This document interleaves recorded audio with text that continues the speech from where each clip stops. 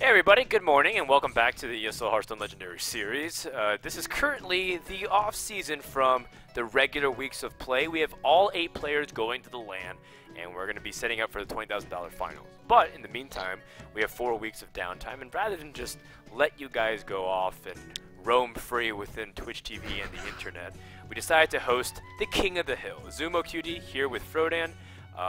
You've been doing the King of the Hill for a long time in the past, Zumo. Are you excited to bring it back? Yeah, that's where I got my start with Hearthstone casting and with competitive Hearthstone in general. And I really like the format. It's really fun to watch like one player have a breakthrough into a tournament, and I'm really looking forward to this. We have a little bit of a different format than King of the Hill that you're used to. The King of the Hill format stays the same, but each player brings 3 decks, best of 5, of course, last hero standing, which is different from our normal format. Each player gets $150 per win. So we start off with 2 players. The winner faces the next player, the winner faces the next player, and so on until we're left with a king. The catch is that for our tournament, each player has to put 2 youthful brewmasters and 2 ancient brewmasters in all of their decks. So it's a little bit of a twist. Yeah, so this is called the Master Builder King of the Hill. We're forcing every player to have a secret ingredient in all their decks that they're required to play in. So they can choose any class, they can build any archetype they want, whether it's Control Warrior or they want to go for a Tempo Mage or something like that. They still have to put in the Youthful Brewmasters no matter how they shape their deck. So we gave these players the notice for about a few days. They put some of their brainstorming, and they're all really excited because the 6 players that we have for you today, they're all good creative deck builders in their own right. We have Gnimsh versus Koyuki to start things off. The winner faces against Alchemist. Then we have Karma, who made a splash at BlizzCon qualifiers last year and put the rest of the world on notice. I'm excited to have her on board for today. We have renowned deck builder Freshka, who is putting the entire metagame on notice based off his Fatigue Mage creation in recent times. In fact, yesterday, the Chinese tournament was even playing his deck. And of course, we have That's Admirable, who's not really that known for being a player, even though he should be, because he's placed top 16 in his region for BlizzCon. People just know him for more of a caster role, and I think people are going to be surprised by how well he plays, in my opinion. Yeah, Freshka as well. He plays a lot of mill decks and a lot of creative decks like that. He uses Youthful Brewmaster in some of his decks already. So maybe he has a slight advantage coming into this just because he has more experience using the card competitively. I know Koyuki and Freshka specifically went out of their way to tell me that today they think they'll do really well. Okay. So I think I'm excited because these guys, some of them, they have their history traced really far back into the Hearthstone metagame. Like, for example, the first iteration of Control Paladin with Giants, that was made by Koyuki. And, of course, he's also a card game legend in Legend of the Fire Rings. You know, he also plays MTG very competitively. This guy is an absolute stud.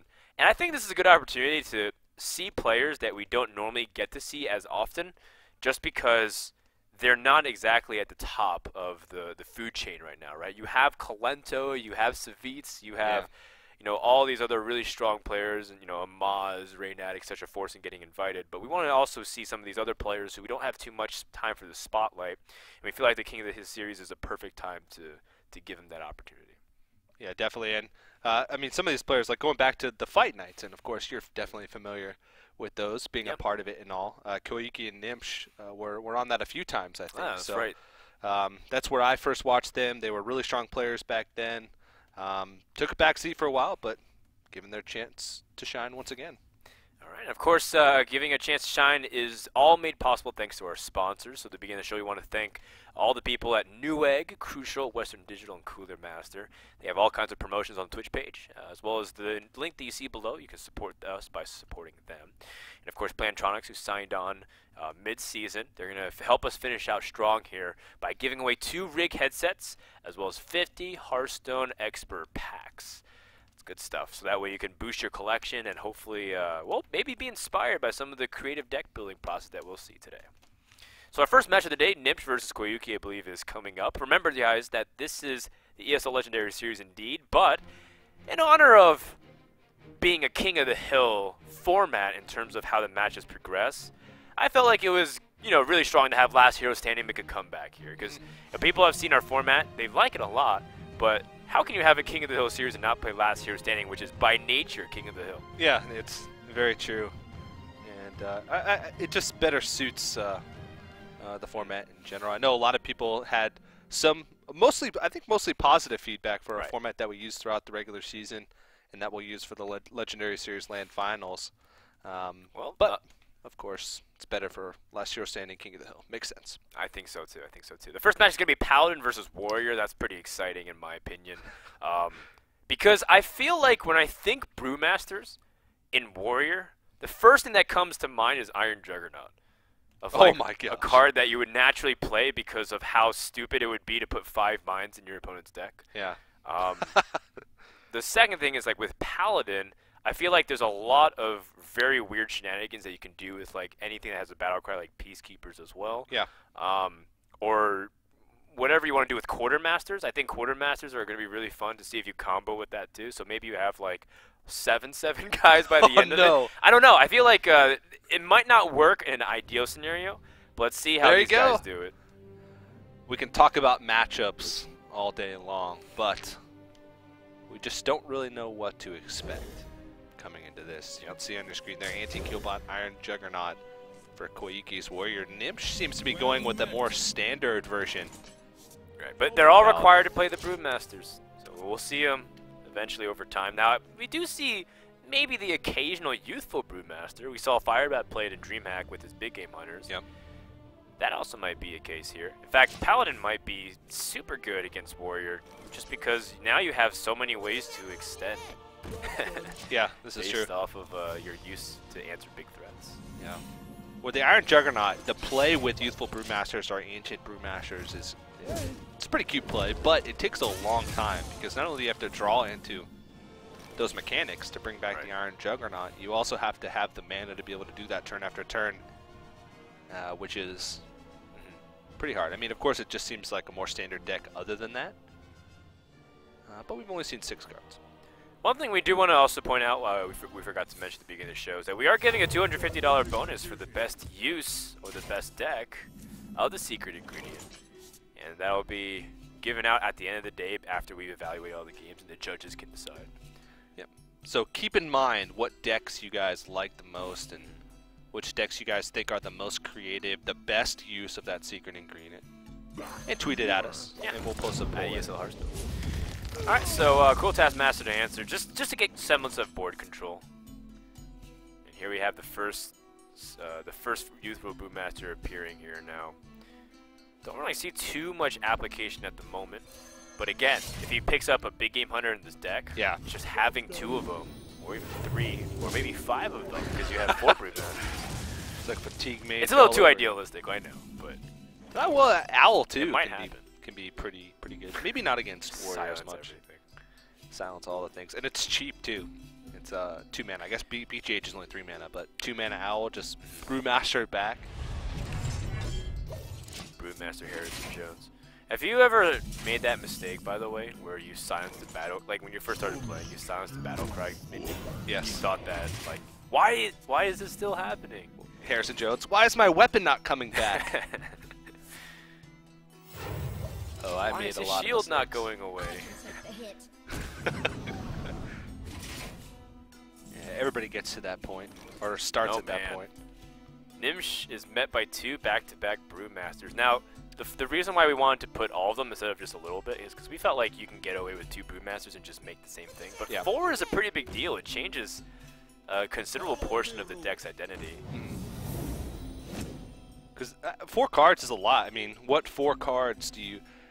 in mid-range Paladin, there's a lot of tech cards that you can cut out, but a lot of them are really important in most matchups. So. Or even like Control Warrior. Like, Control Warrior. What are you taking out? You have so many crucial things. You can take out, like, your Sengens, maybe like your Whirlwinds and whatnot. Yeah. Oh man, Iron Juggernaut on curve seems pretty nice. Although Ancient Brewmaster is also a 5/4 in its own right. So if you wanted to spend some removal here and then just play the Ancient Brewmaster to challenge the board, that's also a possibility. Interesting. It's not too different from Iron Juggernaut, in fact. Yeah. We might just see some standard decks that are just throwing in using the Ancient Brewmasters as just a body. But that's not the point though. The No. point is to see how they use it, Yeah. right? Because it's one of those things where it's not supposed to be the deck itself that changes and revolutionizes the entire game. It's supposed to be like, can they find uses of this Brewmaster because it does fun plays. I definitely agree with this play because it's the same stats as an Iron Juggernaut, and I think he wants to get higher impact from it with the Youthful Brewmaster. Or if your Tyrion gets silenced, you can Youthful Brewmaster your silenced Tyrion. Oh, jeez. Yes. That's pretty cool. Yeah. It's really good juggles as well. Yeah. He got both the juggles that he needed. 3 to kill the Ancient Brewmaster with just 1, and then the second went to face. Oh man, another Brewmaster. Well, he does have Brawl sitting in his back pocket. And I think this is a pretty reasonable board to use it on.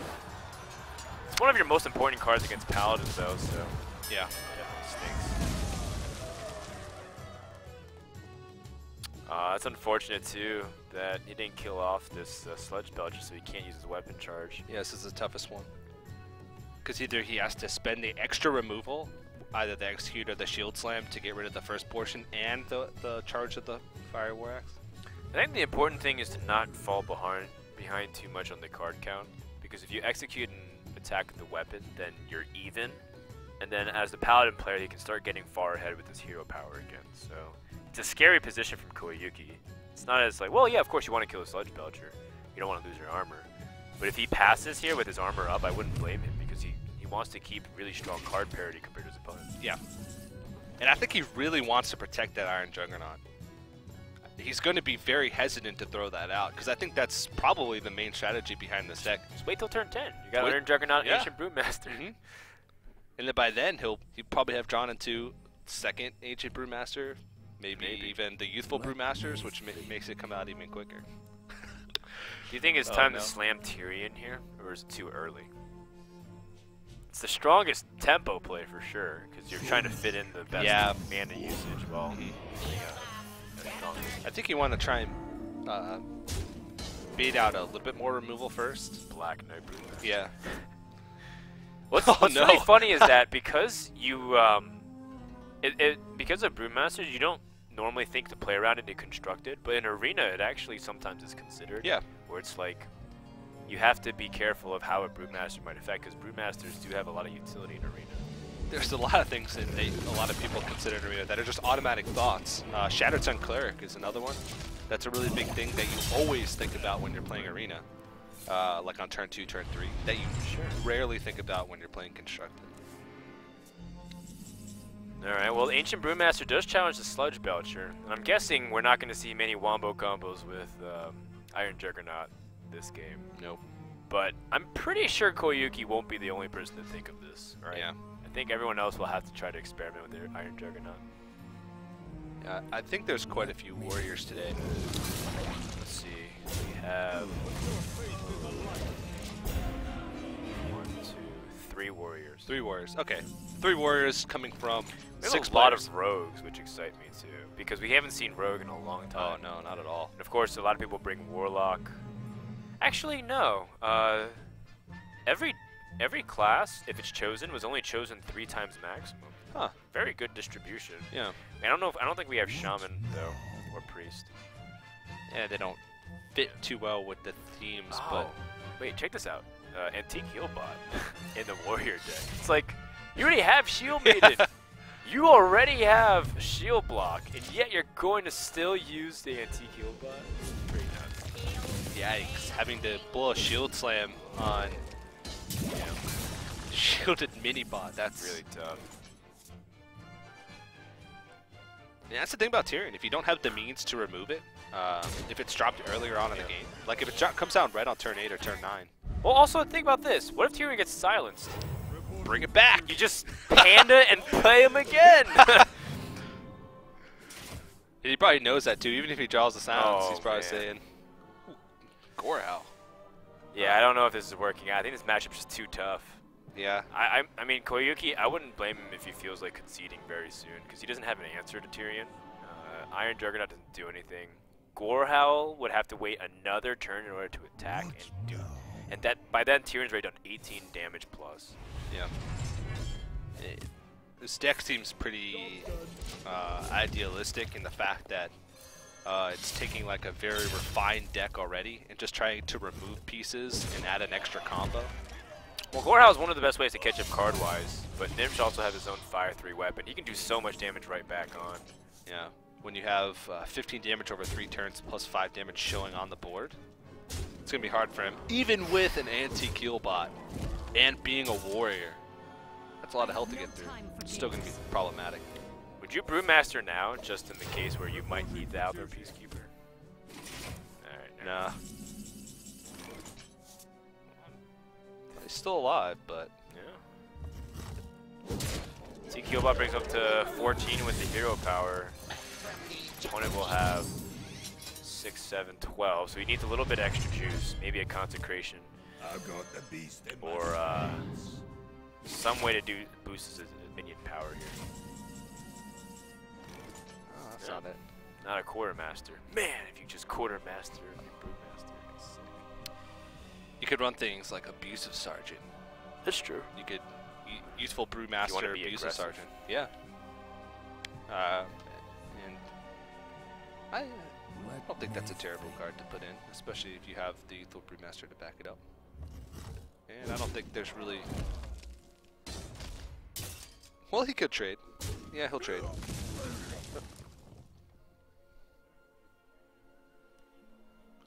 I don't think there's many cards that are going to help him come back here. He can Iron Juggernaut? No, never mind. He needs to get Alex Straza to try and come back here. At least health-wise. Yeah. Even then, it probably still wouldn't be enough. I mean, this is not necessarily trying to do anything like make sure that anti-Killbot isn't a threat. It's the fact that he wants more damage on the board to kill. It's a 3-3. Shield Maiden. Bring him up to 11. Guess he's gonna show Iron Juggernaut. Pass it back. Oh, I thought he passed it back on the off chance that he draws it, but I think I'm gonna do it for game number 1, and Gnimsh is gonna win that with Paladin. Keep in mind that this is gonna be last hero standing, so he's gonna still stay on Paladin. We're gonna see what Koyuki chooses next. He has Rogue and his own Paladin at his disposal. It makes sense because I think Koyuki is well known for his Paladin deck. So. Yeah, I think Rogue's probably going to be the choice here. Rogue seems to be. I mean, this is just judging by traditional matchups, like current matchups. The decks could be completely different. It could be a completely different. Could be an aggressive Rogue, and then I don't know. Like basically, maybe you replace Shadow Steps with Brewmasters. Yeah. Or maybe you have Shadow Steps and Brewmasters, and you just have like whoa this non-stop bouncing, like back and forth, where you just like Shadow Step a Brewmaster and you Brewmaster something else. Because if you Shadow Step a Brewmaster, it costs 0, or a Youthful Brewmaster. Why wouldn't you just Shadow Step the mob that the creature that you were gonna Brewmaster in the first place? It's cool. It's a cool thought, though. I don't know. I'm trying to think out loud. Yeah. I clearly I haven't really done much Brewmaster with Rogue. If you can excuse me for that. You could Leroy and then Shadow Step, Leroy, Shadow Step, Leroy again the next turn, Brewmaster, then Leroy again the next turn. You can't Leroy twice in the same turn, or 3 times in the same turn anymore because of the mana. Oh no, yeah, no, I said the next turn. Oh, okay. You could Leroy 4 times over the course of 3 turns. I think I'd rather just use like the pirate dude, South Sea Deckhand, with Cold Bloods. Oh yeah, that's true. That's true. That's true. Maybe Arcane Golem or some Sharpstone oil. Sharp Sword Oil. Well, Rogue is one of the more intriguing ones because it already is a tricky class. Yeah. It has a bunch of magic tricks up its sleeve, and it's definitely a class that relies on finesse. And I think Brewmasters are one of those cards that you can do some really fun stuff. So I'm excited to see what it's going to bring. And I presume that's why it was added as the secret ingredient. You can play Kidnapper. Wow. Kidnapper and then Brewmaster the Kidnapper back to your hand. Kidnapper and then again. Kidnapper again. But remember, you have to combo Kidnapper. You can't just play it straight on turn 6. Oh, that's where you could do that play. You could Youthful Brewmaster, Shadow Step your Youthful Brewmaster, and then Brewmaster the Kidnapper for combo. Gnimsh keeps Brewmaster's opening hand, and it looks more like an arena start than anything else. And Koyuki's got some pretty good answers. He's got Backstab and Deadly Poison. That alone will answer 3 of these 2 drops. Yeah, Fan of Knives is a really great card against Paladin nowadays as well because of the popularity of Muster for Battle and the strength of Muster for Battle. Yeah, definitely. Ooh, SS7 agent. Yeah, that's also really good. Koyuki has a pretty strong early game control of the board. Control Rogue is something that we've seen Hype play, but many people really don't bring it because they feel like it's susceptible to a lot of the top tier decks currently. Yeah, I think it's very inconsistent as well. Whereas a Control Rogue, if you don't draw into some of your early game removal, then you can just lose the game straight out from there. Right. Whereas other Control classes have don't have the potential quite as much to just get blown out in any given game. Sure.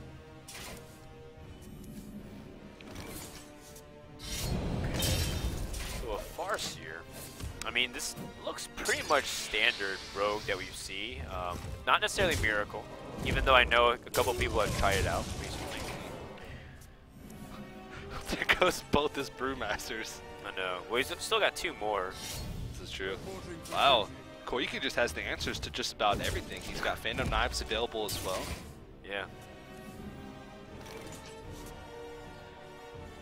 Well, I don't think this Ancient Brewmaster will do much. Phantom Knives might pick up something cool, though. Yeah. Just the threat of Quartermaster can be enough to make people make inefficient plays to remove Silverhand recruits. And I think that's one of the reasons why Paladin's really strong currently, is just because some, especially control classes, will go out of their way to remove those early game Silverhand recruits. Well, just look, if you didn't have that Phantom Knives, the Quartermaster could have done crazy stuff. Yeah. I mean, Koyuki still can take advantage of the board here and sap this Ancient Brewmaster and start gaining tempo with putting out 1/1s. Yeah. Next turn, he even has like an Ancient Brewmaster for his SI agent. The Brewmaster came back without a Brewmaster. I have no time for games. Well, that's very annoying, but nothing that Rogue can't deal with.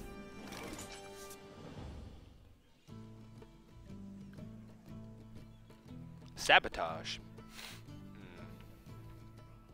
Well, I was thinking of whether or not Koyuki can get away with ignoring Sylvanas, but I don't think that's the case. You might want to suicide both. Start from scratch with an Azure Drake. That's the obvious play. Is there something better? Because you can't create many tokens here.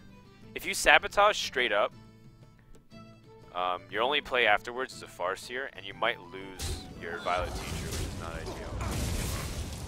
I'll put it on your tab. Oh, okay. He wants to test for a True Silver Champion as well. Make sure to not lose his Azure Drake easily.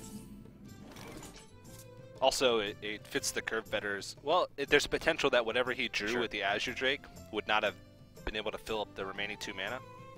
He couldn't re-weapon up unless he wanted to use his Deadly Poison charge, so... and, of course, checking for True Silver Champion. Sabotage seems like a pretty inconsistent card. I played around with it a while for a deck that you made me, actually. I like it.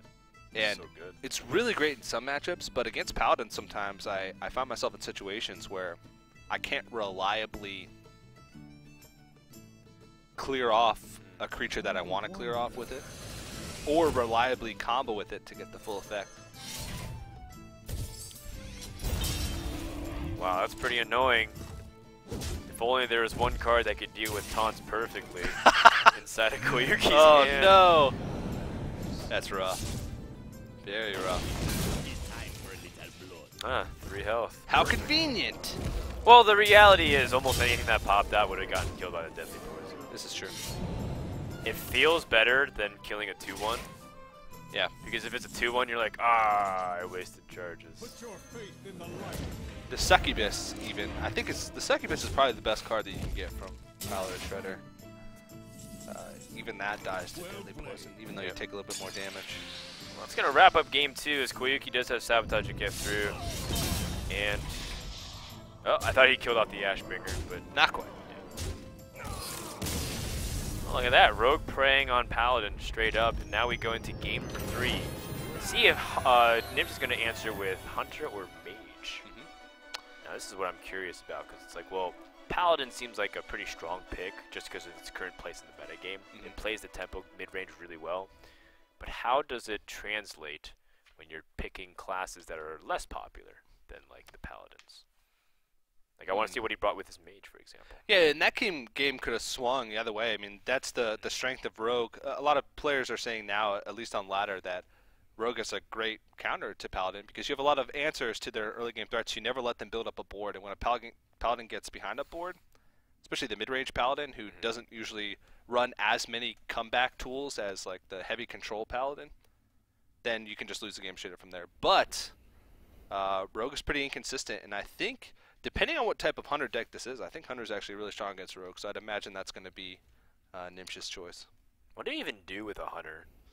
With the Broodmaster, or is it just toss it in? Face Hunter? You just I don't even know. You just like Wolf Rider and then Brewmaster back. You're still left with 3 power on the board. It's just got 2 health. I mean, it's 5 mana. 5 mana to essentially give a Wolf Rider an extra health. No, I'm gonna go with Mage first. Okay. That's gonna be interesting. Koyuki, of course, still teamless, looking for opportunities, I believe. And then of course, we know Gnimsh is team captain of Cloud9. Looking to still if he can keep it strong for the C9 bros. Yep. Mage is also fascinating. I think this is the only Mage that we'll see today. I'm looking at the lists of everyone's being played. So I think this is gonna might be the only time we see it. If Gnimsh loses here, like 2 in a row, and drops the series, we won't see Mage for the rest of the day, which kind of stinks. I was actually thinking, as soon as I heard the format, thinking that Mage would actually be pretty popular. I was thinking Mage, Rogue, and Druid would have probably been the 3 most popular classes. Just because it feels like they can get a lot of value out of these Group Masters. They have a lot of fun combos that they can do. There's no true popular class. Every class is chosen a maximum of 3 times. That's actually really cool. Hello. Yeah. And you said these players had a few days to theory craft on the format and decide on decks. Because they all split in some capacity. Snowchucker, one of the best cards against weapon classes that you can afford to ask for, actually. Water Mantle, of course, being another one. Yeah, 'cause even though he's going to remove it, he's not going to have that Deadly Poison to be able to use it next turn. Sure. But this does just seem like a standard. I guess Tempo Rogue would be the correct term for it. Just with some. Hello. 6 sponsor plug there. Proudly sponsored by Western Digital. Commercial. Master. Thank you, production. Well, Tinkertown Technician might give him a great spare part here, like plus attack. Oh, man, wow! That's really good. And it fits the curve perfectly. It makes it problematic because now he's got 4 health. Tinkertown Technician. So he's either got to use that Deadly Poison charge to kill a 2-1, which doesn't feel good. Ah. Youthful Brewmaster was a terrible draw. It's like, what do you do with that? It's good for next turn if you need it to combo something, like, because the SI7 agent needed like an enabler, but now you just play the Ancient Brewmaster, which trades unfavorably with a 3-drop. That's awkward. Man, why would you put those in your deck, Koyuki? Yeah, and the Tinkertown Ignition, it's not only was it a 3-drop that would trade evenly with the Ancient Broodmaster, but it also got him that spare part, which is what allowed him to kill off the Earth Ring in the first place. So this hurts.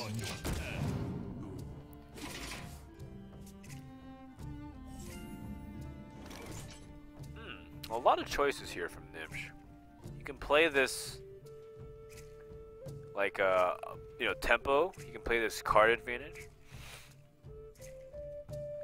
You can get an extra spare part. Yeah, he Youthful could. Brewmaster Youthful at the Tinkertown. Brewmasters. What to do? Feels like that doesn't accomplish anything No. compared to the Azure Drake. Yeah, Azure Drake seems like, you know, of course Azure Drake next turn you can, if it's not removed, you can have the spell power to boost up those spells. And a Mech Warper, so that just seems like, this, especially with the Snow Chugger early on, just Mech Mage.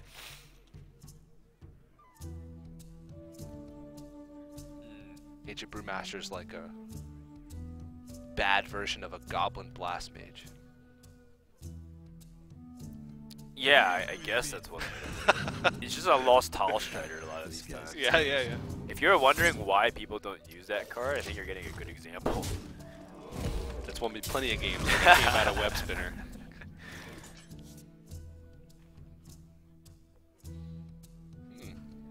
Okay. Just seems like Well, there's a lot of Frostbolt. ways to clear. I think Mech Warper is also a higher priority. I can even weave in a hero power here. Well done.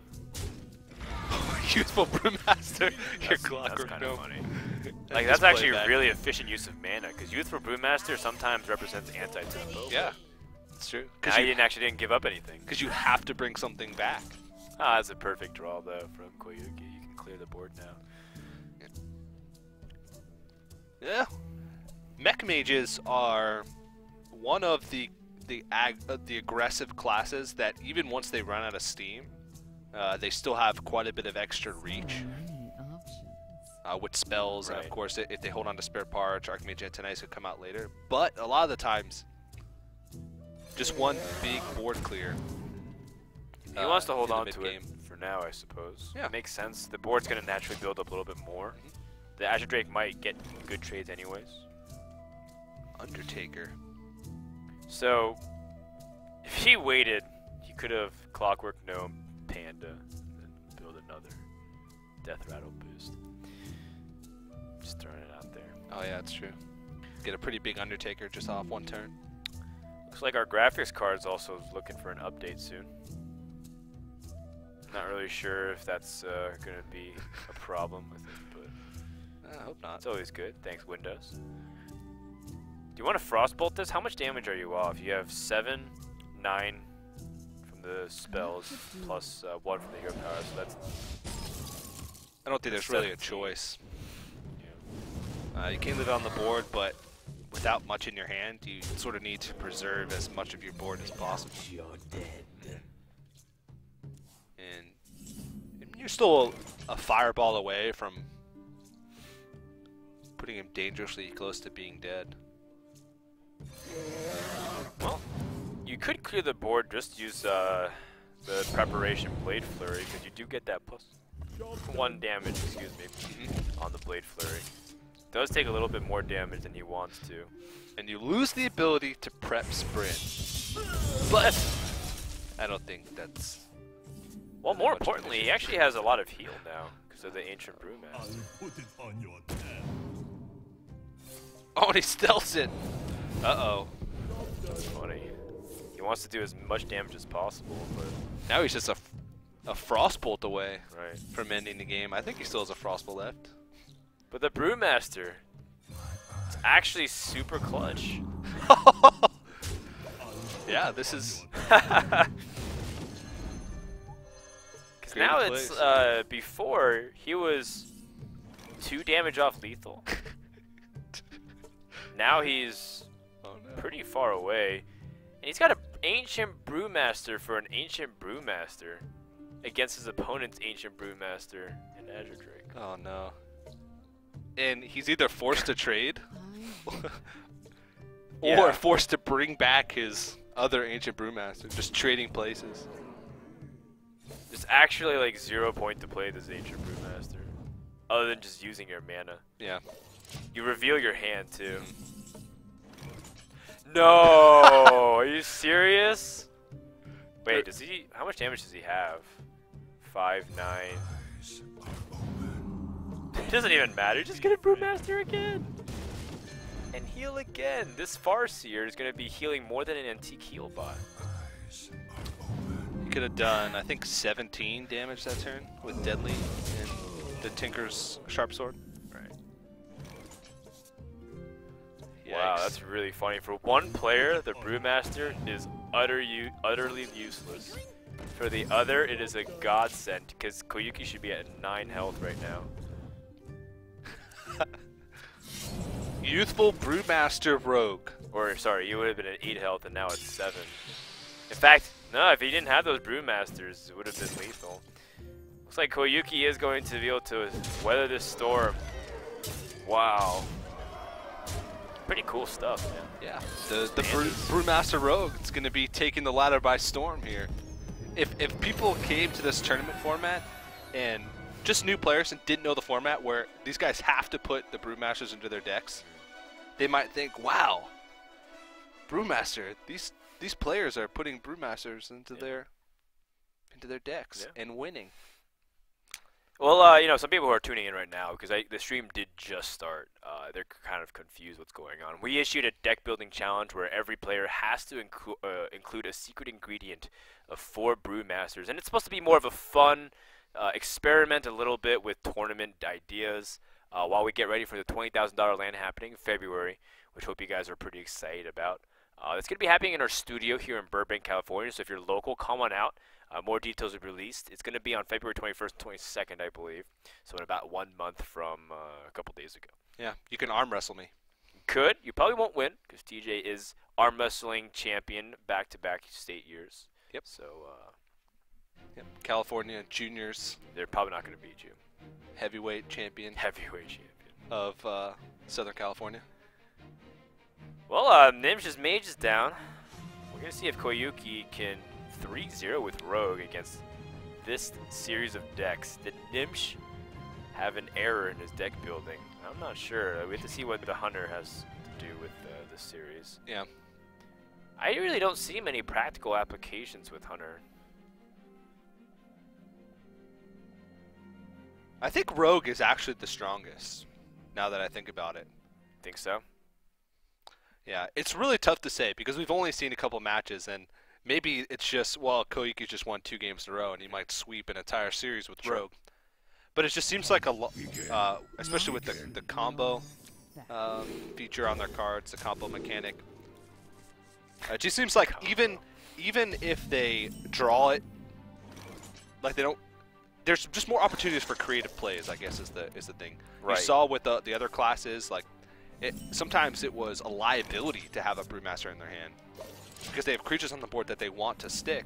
So the Brewmaster is sort of a dead draw because they don't want to take something back. Whereas Rogue, pretty much everything you're okay with using again. Earthring Farseer, SI Agent, Azure Drake, you're okay with using all those again. So it's never a liability. Yeah, I'm really curious as to how this will end up panning out. Maybe the Huffer can get Brewmaster. But most likely the Huffer will get immediately killed anyways.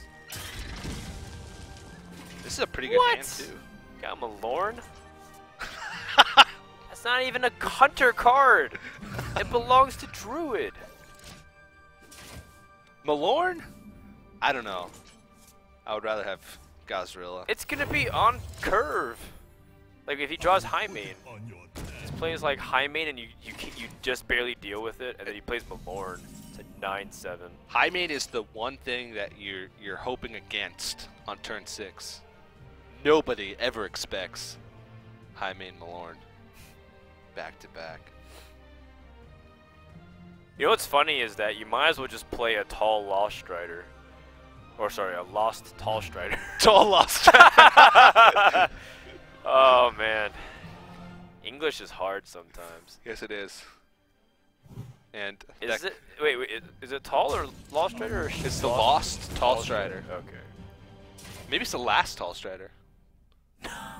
No, that would because be, then if you play 2 in your decks, that would which be a one's novel the last written by Hearthstone devs.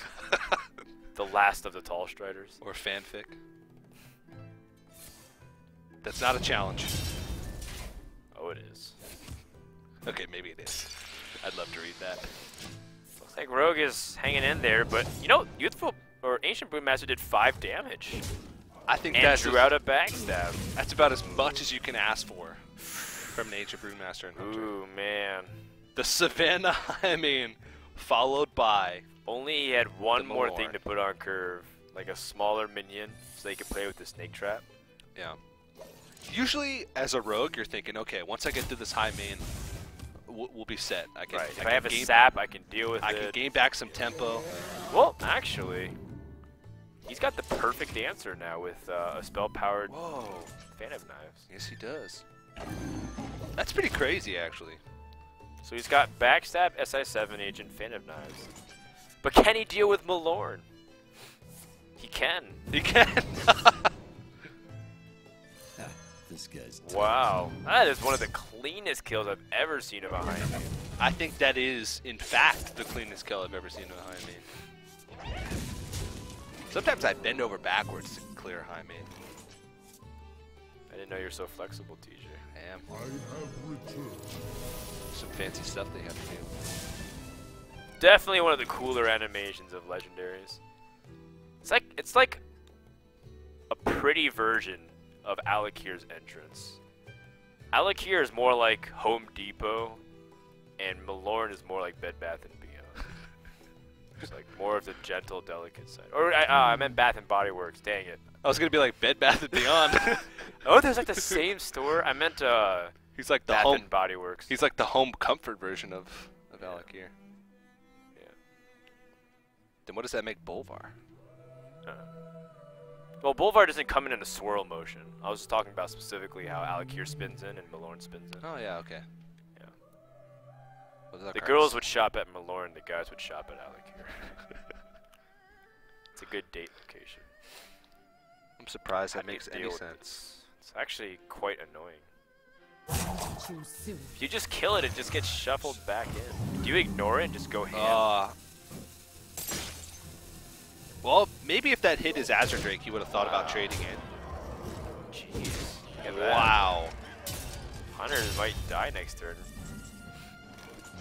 Well, this is where having two Youthful Brewmasters in your hand doesn't really do much. I mean, he could double silence here to get rid of some spell power, but that would still, well, it wouldn't be lethal on, it would be lethal on board unless he cleared one, so he does have to.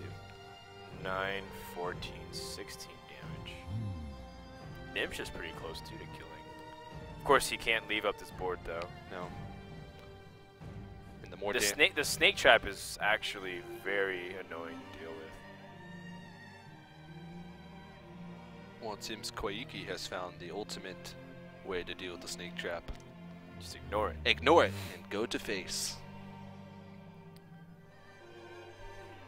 So in downfall of snake trap, I think. I was never a big fan of snake trap. Me neither. It can be problematic, especially if you can hide it behind like a sludge belcher or like a Misha. The question is, does Gnimsh attack face? Because he feels like his opponent can't generate 4 damage, or does he trade? Oh man, that never feels good.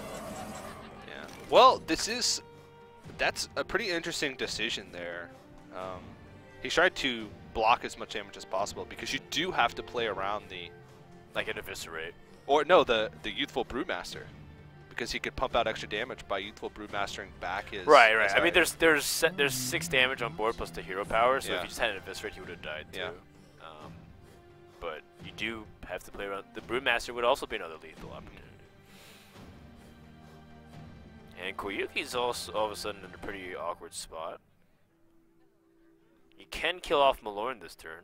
Take a pretty sizable board lead too. Options. Yeah. Even if he draws into an eviscerate, he wouldn't have the mana to hero power deadly poison, so he wouldn't quite have lethal damage. Prep doesn't really do anything. Looks like he's going face. I don't think you really have much of a choice here because Snake Trap is on the board. You can't afford to. Even if his opponent draws kill command. What secret could Gnimsh get off of his mad scientist? I don't know. I think Gnimsh is done. Yeah. He's gonna be killed by the SI7 agent in the hand no matter what.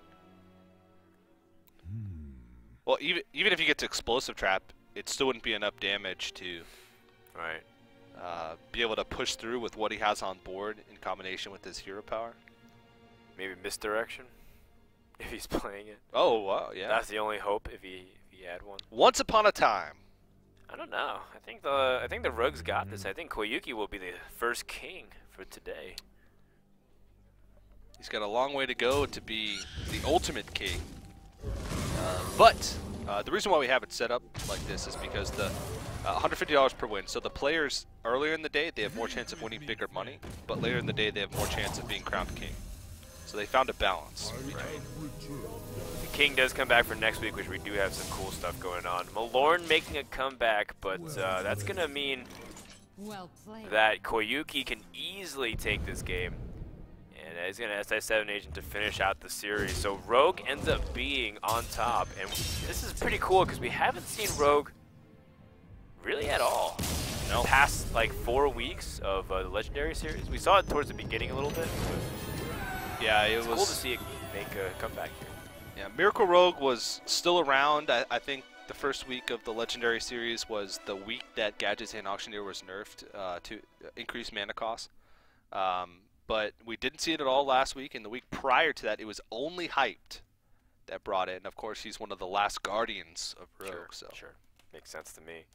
Well, that wraps up our first series of the day. We only have 5 today. It's a little bit shorter. We're not trying to go like all out, super long competition.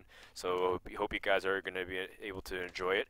Let us know what you guys think too, also about the series. We do have Gnimsh. He's done for the day. We want to thank him for playing, but he's going to go home empty-handed. But he doesn't have to. If you really liked his decks, you guys can vote for it and try to influence the judges' opinions a little bit. Tweet at ESL Hearthstone. Tweet at AzumoCutie, at Frodan.